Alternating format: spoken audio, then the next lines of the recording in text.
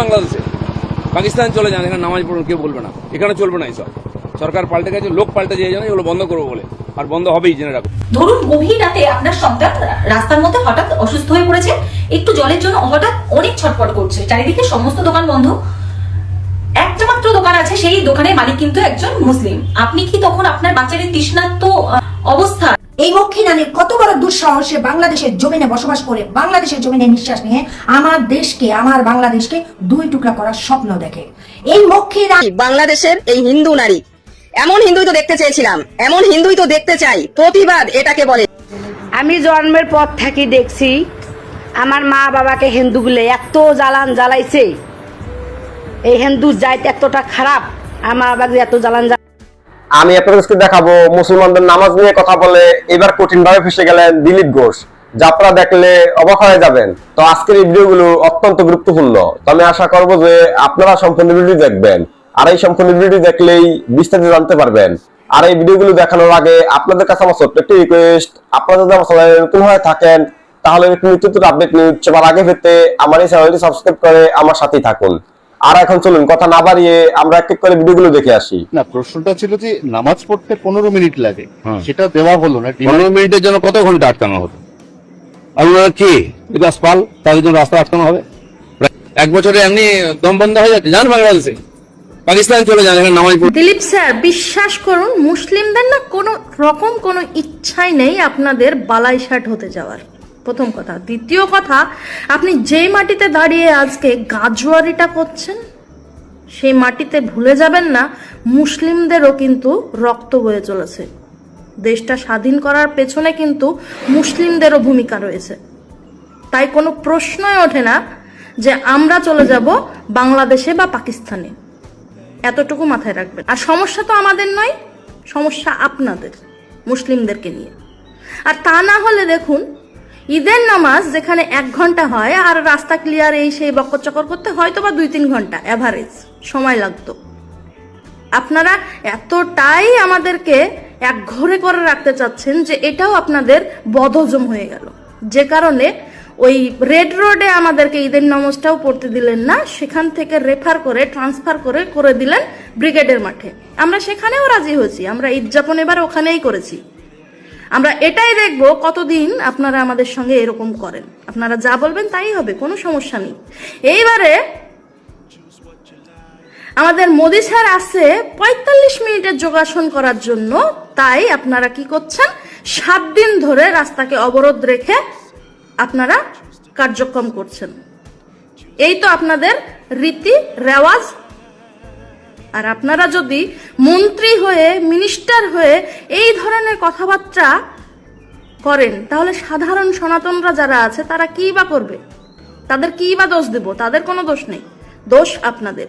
কারণ এই যে হিন্দু মুসলিমের গেমটা আপনারা করছেন, খেলছেন, সেটা কিন্তু আপনারাই স্টার্ট নাও করেছেন। তোমরা যদি দুটো সরাও, আমরা একটা সরাবো, এই কথা আমি বলিনি, এই কথা বলেছে বঙ্গ নারী, বাংলাদেশের এই হিন্দু নারী।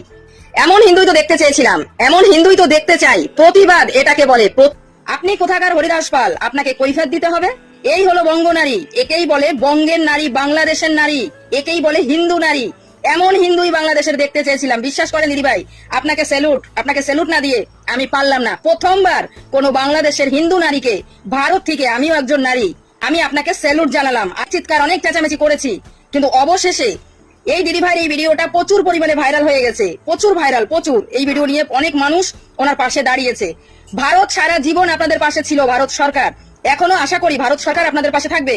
সাথে পৃথিবীর যত হিন্দু আছো, সব হিন্দু বাংলাদেশের এই যে বঙ্গ নারী, এই দিদি ভাইয়ের পাশে, বাংলাদেশের হিন্দুদের পাশে সকল হিন্দুরা দাঁড়ান। আপনাদের সকলের কাছে অনুরোধ করি, আমাদের চিৎকার সার্থক হতে যাচ্ছে। বাংলাদেশে দাঁড়িয়ে যদি এই দিদি ভাই এমন কথা বলতে পারে যে প্রয়োজন যদি হয় আমরা আলাদা রাষ্ট্র তৈরি করব, আমি বলবো পশ্চিম বাংলার হিন্দু তথা ভারতবর্ষের হিন্দুকে, সকল হিন্দুদেরকে বলবো, শুধু ভারত বলে নয়, সারা পৃথিবীর হিন্দু বাংলাদেশের হিন্দুদের পাশে গিয়ে দাঁড়াও।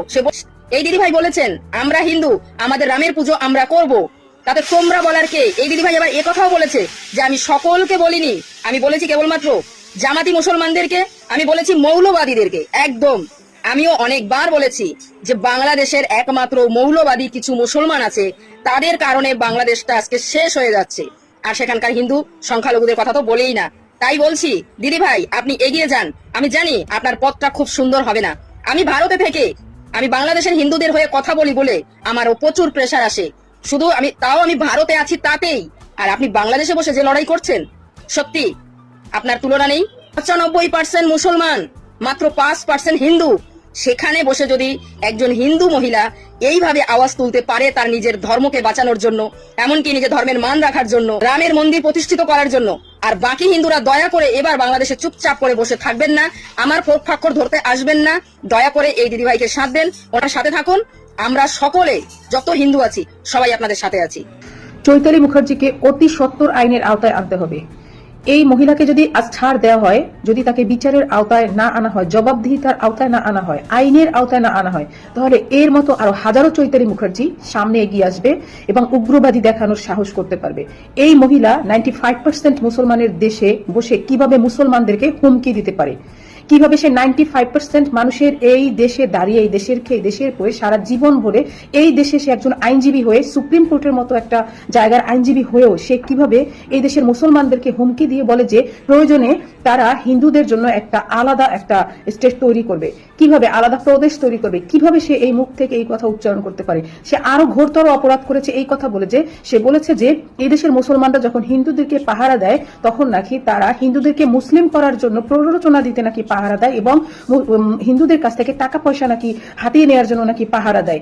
এই যে হীনমন্যতা, এই যে মানে নিচু মানসিকতা, বলে না যে চোর যে যেমন সে হচ্ছে তেমন, ওরা নিজেরা হচ্ছে চোর, ওরা ভালো কিছু করতেও পারে না, ভালো কিছু চিন্তাও করতে পারে না।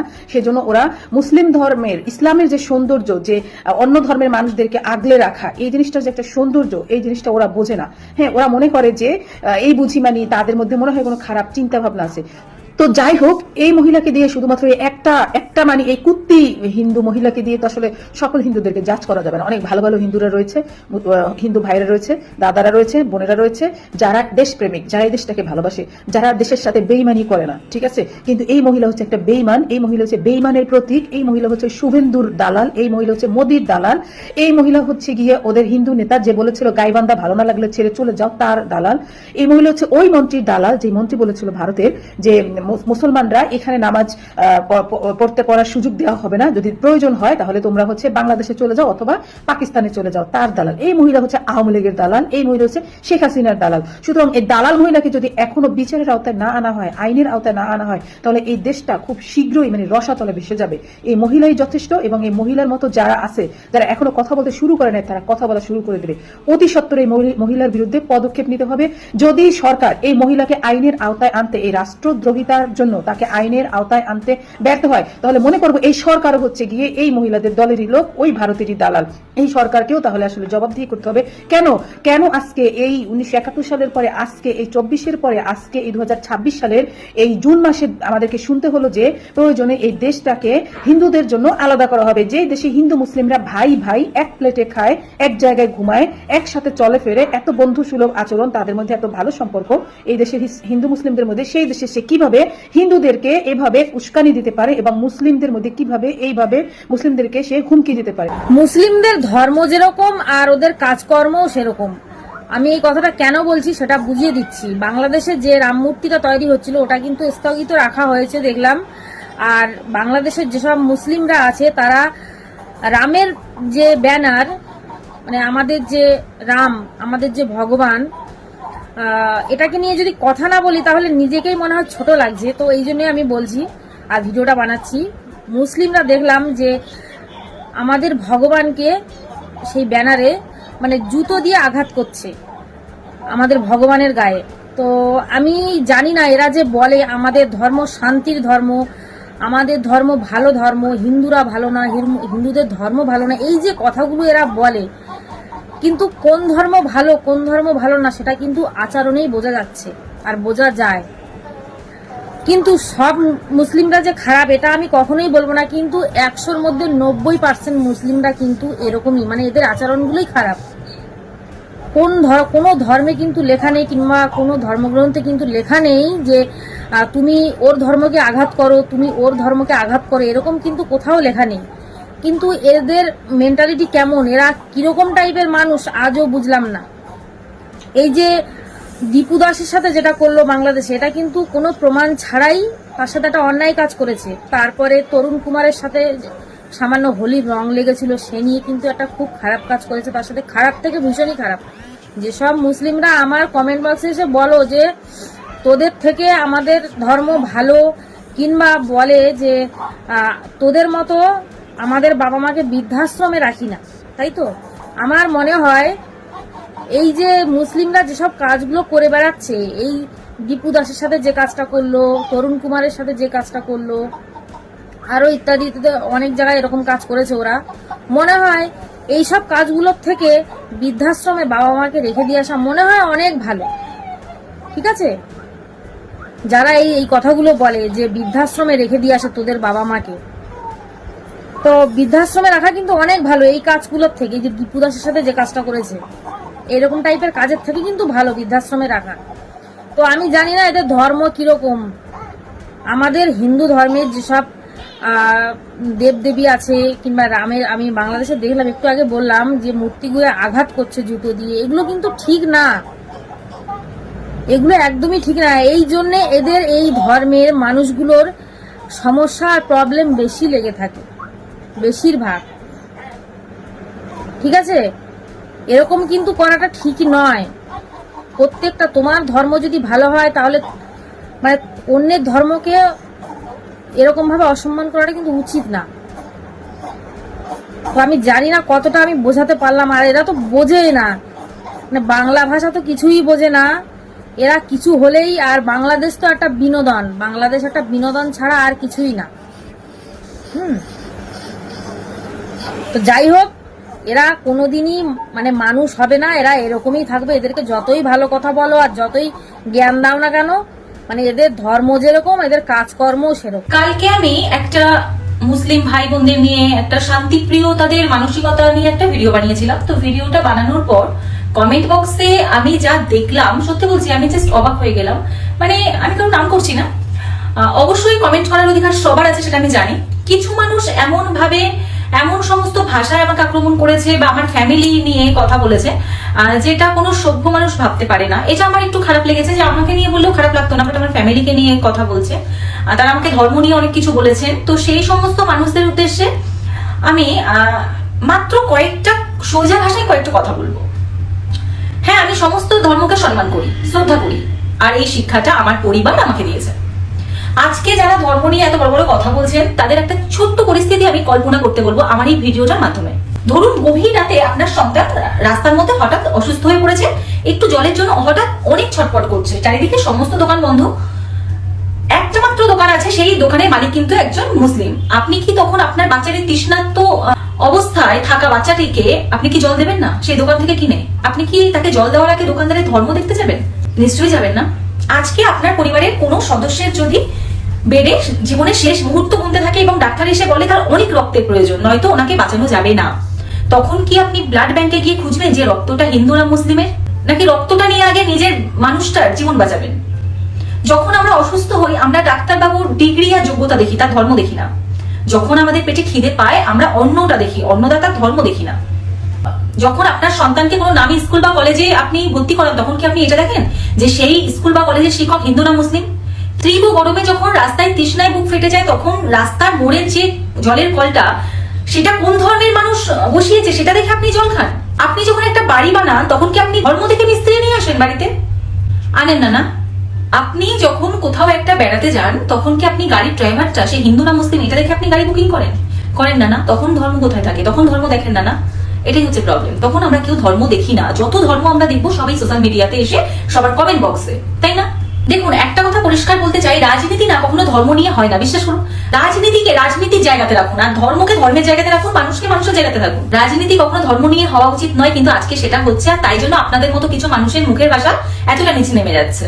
আমি সমস্ত ধর্মকে শ্রদ্ধা করি এবং করব, এবং এটা করে আমি আমার মতো ভীষণ ভালো আছি। আপনারা আমাকে নিয়ে যা ইচ্ছা বলতে পারেন, সেটা রাইটও আপনাদের আছে। যেহেতু আমি সোশ্যাল মিডিয়াতে এসে ভিডিও পোস্ট করছি, তাই জন্য আপনাদের রাইট আছে। আপনারা বলুন। আরে মুসলিমরা যদি হরিদাস পাল হয় তাহলে তুমিও হচ্ছে শুয়োরের পাল, বুঝতে পারলে? হ্যাঁ, তোমার গায়ে রক্ত আছে আর মুসলিমদের গায়ে দুধ আছে, পানি আছে, এটা কিন্তু ভেবো না, ঠিক আছে? আরে বলতে লজ্জা লাগে না তোমাদের? মুসলিমদের পাকিস্তানে গিয়ে নামাজ পড়া হোক, বাংলাদেশে গিয়ে নামাজ পড়া হোক, কলকাতার বুকে রেড রোডে নামাজ পড়ানো যাবে না? ছি, ধিক্কার জানাই। মুসলিমদের সম্পর্কে তো ইতিহাস ঘেটে দেখেছো। মুসলিমরা দেশের জন্য কি করেছে কি না করেছে, সবকিছু তো জানো। জানার পরেও এইগুলো মানে পরিকল্পনা করে একটা মুসলিমদেরকে দাবানোর চেষ্টা করছো। ছি ছি, ধিক্কার জানাই। সারা পশ্চিমবাংলার মানুষের উপরে আমি বিচার ছুড়ে দিলাম, তোমরাই বলো না গেল কোরবানিতে, ঠিক আছে? মুসলিমদেরকে বললে রেড রোডে নামাজ পড়ানো যাবে না, রাস্তা জ্যাম করা যাবে না, যা হয়েছে আগে হয়েছে, এখন আর যাবে না। মুসলিমরা মাথা নত করে, মাথা পেতে মানে সব স্বীকার করে নিল, জি ব্রিগেড ময়দানে নামাজ পড়ানো যাবে কিংবা হবে, সেটাই মাথা গ্রহণ করে সব কিছু মান্যতা দিয়ে মুখ্যমন্ত্রীকে সেটাই স্বীকার করে নিল। আর কিন্তু রেড রোডের নামাজটা পড়ানোর কথা আজকের না, আজ থেকে 1947 সালের আগে থেকেও কিন্তু রেড রোডের নামাজ পড়ার কথা চলে আসছে। তো ভাই, এটা ভারতীয় সংবিধানী আইনের মানে সেকুলার দেশ, গণতন্ত্র সেকুলার দেশ, এটা কি করে বোঝা যায়? যারা মন্ত্রী পদে বসে মানে এই ধরনের কথাবার্তা মানে অশ্লীল করে যদি তারা বলে হরিদাস পাল পাকিস্তানে গিয়ে নামাজ পড়া হোক, বাংলাদেশে গিয়ে নামাজ পড়া হোক, ইন্ডিয়ার বুকে কলকাতার বুকে মানে রেড রোডে মানে নামাজ পড়ানো যাবে না, আর এটা আমরা হতে দেব না। আমরা এসেছি যখন, আমরা সব কিছু আস্তে আস্তে বন্ধ করে দেব। এটা কি একটা মন্ত্রীর মুখে সভা পায় কখনো? এরা তো তাহলে দেশকে শাসন করতে আসেনি, এরা তো হিন্দু মুসলমানের মধ্যে দাঙ্গা লাগাতে এসেছে। তাছাড়া এই ধরনের কথাবার্তা কি মুখ দিয়ে বের হয়? আরে তোমাদের তো জানার দরকার এই দেশের জন্য মুসলিমরা কি করেছে। এতটুকু তো ইতিহাস ঘেটে তোমাদের জানা দরকার। দেশের প্রথম প্রধানমন্ত্রী যখন জওহরলাল নেহেরু ছিল, তখন আবুল কালাম আজাদকে বলেছিল তুমিও চলে যাবে নাকি পাকিস্তান? যেও না, যেও না, একটুকু ভরসা দাও, একটুকু শক্তি দাও, তোমরা যদি সবাই চলে যাবে তাহলে আমরা কি করে বাঁচবো? আবুল কালাম তখন বলেছিল চিন্তা করো না, যেটা ভাবছো সেটা না, আমরা যাব না, আমি যাব না, দেখা যাক। মুসলমানরা কিন্তু পালাতে চেয়েছিল এখান থেকে, কেউ থাকতে চায়নি। তার আগে 4 কোটি মুসলমান এখান থেকে পাকিস্তানে চলে গিয়েছিল, ঠিক আছে? তারপরে দিল্লি জাম্মা মসজিদ থেকে আরম্ভ করে লালকেল্লা একটা শুক্রবার দিনে জুম্মার দিনে নামাজ পড়ে প্রত্যেকটা মুসলিমকে আহ্বান দিয়ে জানায়, ডাক দেয়। তখন আন্দোলন করে এই মুসলিম এই দেশটাকে স্বাধীন করার জন্য 61,000 থেকে 70,000 মানুষ এই জীবন দিয়েছিল। তোমাদের কজন হিন্দু জীবন দিয়েছিল? 7,500 থেকে 8,000 পুজবে না। আর আমাদের সব থেকে ইতিহাসে নাম আছে, সব থেকে মুসলিমরা লড়েছিল বেশি এই দেশের জন্যে এবং শহীদ হয়েছিল বেশি। আর ফটর ফটর মারাতে আসছো, এই দেশ তোমার বাপের না, ঠিক আছে? যতটা মুসলিমের অধিকার ততটাই কিন্তু হিন্দুর অধিকার, আরও সর্বজাতি যারা আছে তাদেরও অধিকার। তুমি আবল তাবল বলে দেবে আর মেনে নেবে সর্বজাতির মানুষ? তুমি কি মস্তান হয়েছো? তোমার গায়ে রক্ত আছে, বাকি জাতির গায়ে রক্ত নাই? আরে তুমি মানুষ, তুমি পশু, তুমি একটা পশু বলে এই ধরনের মানে মন্তব্য দিচ্ছ। আল্লাহ ভগবান তোমাদেরকে গদি দিয়েছে, তোমরা সেই গদিকে সম্মান দিয়ে দেশটাকে চালাও। অমানুষের মতো, নরপশুদের মতো মানুষকে নিয়ে খিনিমিনি কেন খেলছো? আর একটা কথা বলে দিচ্ছি, এটা সোশ্যাল মিডিয়ার যুগ, ঠিক আছে? মনে করিও না এটা নোটের যুগ, মানে ডায়েরির যুগ। এটা কিন্তু সব নোট হয়ে যাচ্ছে, সব কিন্তু গ্যালারিতে সেভ হয়ে থাকবে যেটাই বলছো। ভুল কাজ করলেও মানে গ্যালারিতে সেভ হয়ে থাকবে, মোবাইল স্ক্রিনটা আছে অ্যান্ড্রয়েডে, আর ভালো কাজ করলেও কিন্তু থাকবে। আর ভেবো না মানে সারা জীবনকার মতো গদি পেয়ে গেছো। আরে মানুষের মতো ব্যবহারটা তো করো। গদি আজ আছে কাল নাই। তুমি আজ আছো ফকির, কালকে বাদশা হবে। আজকে সিপিএম এর গদি আছে, কালকে বিজেপির হবে। আজকে বিজেপির আছে, কালকে কংগ্রেসের হবে। আরে গদির কেন এত গরম দেখাও? গদি তোমাদেরকে আল্লাহ ভগবান দিয়েছে সর্বদলীয় মানুষের সাথে, অসহায় মানুষের পাশে, দারিদ্র মানুষের পাশে, মানুষের মতো ব্যবহার করে থেকো, পাশে থেকো, ঠিক আছে?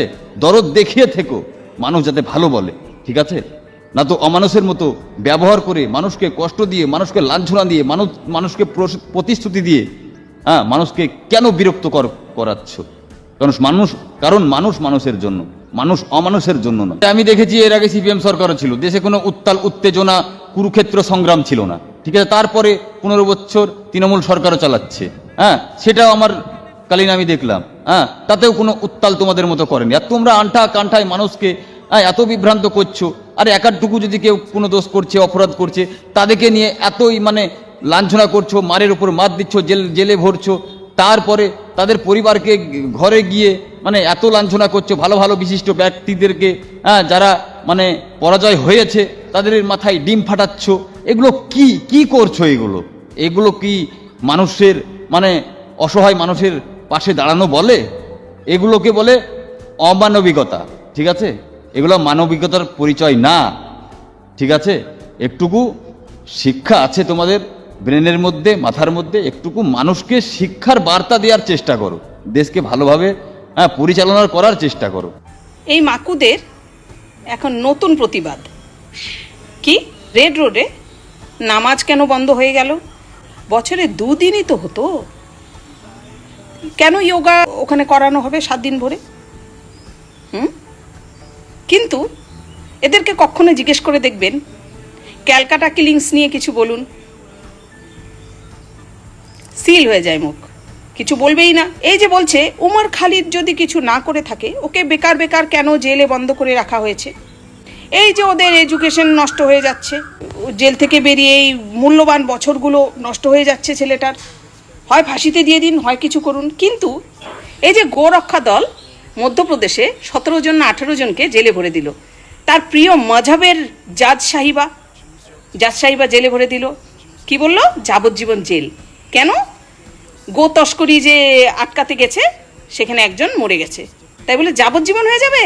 ওদের উমর খালিদের জন্য প্রাণ কাঁদে, ওদের হিন্দুদের নিয়ে কখনো প্রাণ কাঁদবে না। দেখেছেন মুর্শিদাবাদের হরগোবিন্দ দাস, চন্দন দাসকে নিয়ে কখনো ওরা বলেছে কিছু? ওর তখন সাধারণ মানুষ মরেছে, তখন সাধারণ মানুষ, আর মাইনরিটি কমিউনিটিরা অসাধারণ মানুষ হয়ে যায় তখন। হ্যাঁ, কি হলদিরামের প্রভুজি ভুজিয়া নাকি হকার? ওরা শিক্ষিত? হকার কাকে বলে? হকার কাকে বলে? যে চেঁচিয়ে চেঁচিয়ে এক জায়গার থেকে আর এক জায়গা মালপত্র বিক্রি করবে, তাকে বলে মুভ করবে। এক জায়গার থেকে আর এক জায়গা জিনিসপত্র, বাদাম হতে পারে, চানা হতে পারে, যেটা ট্রেনে ফেনে আমরা দেখি, হকার মুভ করবে এক জায়গার থেকে আর এক জায়গায়। এটার নির্দিষ্ট কোনো হকারের স্টল দেখেছেন কখনো? হলদিরাম নাকি প্রভুজি ওদের স্টল নাকি, ওরা নাকি হকার। ও বড়লোক হকার, উনি আবার এটার মধ্যে একদম ডিভাইড করে দিয়েছে, বড়লোক হকার আবার গরিব হকার। ভাবা যায়? নতুন আবিষ্কার। প্রথমে তো টেন্ডার করতে হয় এগুলোর, রেলওয়ে স্টেশনে যারা বসে তাদের তো প্রথমে টেন্ডার হয়, টেন্ডার হয়ে তারপরে তারা যার টেন্ডারে উঠবে নাম সেই পাবে, তারপরে বছরে বছরে তাকে রিনিউ করতে হয়। এই কথাগুলো তাদেরকে কে বোঝায়? আরেকজন কি বলছে? দীপশিতা ধর, সে কি বলছে? ওই যে চায়নার মাও ছিল, হ্যাঁ, এগুলো তো সব আরবান নাক্সাল। ওই মাওটা নাকি আমার আইডল, আমি অ্যাডমায়ার করি, বলছে না পডকাস্টে বসে। কি সুন্দর, যখনই দেখেছে একটা কিছু লাগবে, এগুলো প্যারাসাইটের মতন, একটা কিছু না খেয়ে থাকতে পারে না। প্যারাসাইট যেমন কিছু একটা না খেয়ে থাকতে পারে না, ওরাও প্রতিবাদ না করলে থাকতে পারে না। এক একটা ইস্যু, আগে হকারের ইস্যু, হিন্দুকে মারো, সমানে হিন্দুকে মারো, তখন আমরা বলবো না, যখনই একজন মুসলিম কমিউনিটির উপরে একটু আঁচও লাগার চেষ্টা হবে, তখনই ওরা দাঁড়িয়ে পড়ে, ফাঁক করে দাঁড়িয়ে পড়ে ওরা। দারুণ ব্যাপার কিন্তু, না? এই যে আমাদের নেভিয়া অফিসারের স্ত্রীর সাথে কত বড় ঘটনা ঘটে গেল, জিহাদিগুলো ধর্ম পরিবর্তন করছে, ভিডিওটা কিভাবে সার্কুলেট হচ্ছে সারা ইন্ডিয়াতে। হ্যাঁ, এই নিয়ে ওরা কিছু বলেছে? নেমেছে প্রতিবাদে? নেমেছে কি প্রতিবাদে? যে কেন হিন্দু মহিলা একজন আমাদের নেভি অফিসারের স্ত্রীর সঙ্গে, তারা বর্ডারে আমাদের সুরক্ষার জন্য দাঁড়িয়ে থাকে, তার স্ত্রীর সঙ্গে কেন ওই কমিউনিটিটা এমন করতে গেল? ধর্ম পরিবর্তন করেছে, লাভ জিহাদ বলেছে কোনোদিন? ওটা নিয়ে ভুলেও বলবে না, এগুলো একদম অ্যান্টি হিন্দু, একদম। নামাজ কেন পড়তে দেওয়া হচ্ছে না রাস্তায়, ওই জন্য পথে নেমে গেছে। এই যে অপারেশন সিন্দুরের সময় ভাবতে পারেন এতগুলো লোককে পেহেলগামে মেরে ফেলা হলো ধর্মের ভিত্তিতে, একমাত্র ধর্মের ভিত্তিতে ওরা নেমেছিল রাস্তায় যে কেন ওরা মারবে, নেমেছে পথে। কিন্তু সেই দেশের লোক যখন তাদের যখন জল বন্ধ করে দেওয়া হয়েছে ভারত সরকারের দ্বারা, পথে নেমে গেছে। পথে নেমে বলছে কিসের ভারত, এদেরকে কি করতে ইচ্ছা করে? হ্যাঁ, কিসের ভারত? কেন আদানি আম্বানি ব্যবসা হবে? কেন পাকিস্তানের জল বন্ধ হবে? পাকিস্তানের জল বন্ধ হয়ে যাচ্ছে, দেখে জ্বলে পড়ে ছারখার হয়ে যাচ্ছে শরীর। কোনো প্রমাণ আছে জঙ্গি ঘাঁটিতে হামলা হয়েছে? না, তোমার বাপের ওখানে হয়েছে হামলা, জঙ্গি ঘাঁটিতে হয়নি, তোমার বাপের ওখানে হয়েছে হামলাটা, তাই না? ভাবা যায় অপারেশন সিন্দুরের বিরোধিতা করে পথে নেমে গেছে। এগুলো কত বড় অ্যান্টি ন্যাশনাল বাবুন কালী। হ্যাঁ, আপনারা বিজেপিকে হাজার খারাপ বলুন, অ্যান্টি ন্যাশনাল তারা নয়, মনে রাখবেন। আর আপনাদের দল, মাকুর দল সিপিআইএম, 1 নম্বর অ্যান্টি ন্যাশনাল। যখনই দেখবে কিছু একটা হবে, ওই মাইনরিটিসদের নিয়ে কিছু একটা হয়ে গেল, তখন এটা ইস্যু হয়ে যায়। কিন্তু যখন হিন্দুদের উপরে অত্যাচার হয় তখন এই মাকুগুলো কিচ্ছু বলে না। এই মাকুগুলো একদম অ্যান্টি হিন্দু। এরা সরকার করবে, লোকে বোকা না, এই জন্য তো আসতে পারছে না। 34 বছর বদামি করে শেষ হয়ে গেল, এই জন্য আসতে পারছে না। হ্যাঁ, ছেলের মুন্ডু কেটে তার মাকে সেই রক্তের সঙ্গে ভাত খাইয়েছিল। আনন্দমার্গী সন্ন্যাসী ছিল, তাদেরকে খুন করেছে এরা। এগুলো সরকার করবে? হ্যাঁ, এই লড়াই চলে যাও, এইভাবেই জীবন চলে যাবে। এই প্রতিবাদ করতে করতে জীবন চলে যাবে। এটাই তোমাদের জীবন, এটাই করেই খাও। আর যারা আমার কমেন্ট বক্সে এসে হাবিজাবি বলার চেষ্টা করবেন, আমার এখানে বদামো না। ভিডিও পছন্দ হবে না, একদম স্কিপ করে একদম ব্লক করে বেরিয়ে যান। আমার এখানে বদামো চলবে না। তো আমি আশা করছি যে আপনারা সম্পূর্ণ ভিডিওটি দেখেছেন। তো আপনাদের যদি এই বিষয়টি নিয়ে কোনো মতামত থাকে আমাকে অবশ্যই কমেন্টে জানাবেন। আর আপনারা যদি আমার চ্যানেলে নতুন হয়ে থাকেন তাহলে আমার এই চ্যানেলটি সাবস্ক্রাইব করে আমার সাথেই থাকুন। আর ইতিমধ্যে যারা সাবস্ক্রাইব করেছেন তাদেরকে জানাই অনেক ধন্যবাদ। তো দেখা হচ্ছে পরবর্তী আরেকটি ভিডিওতে। সে পর্যন্ত সবাই ভালো থাকবেন, সুস্থ থাকবেন। আল্লাহ হাফেজ।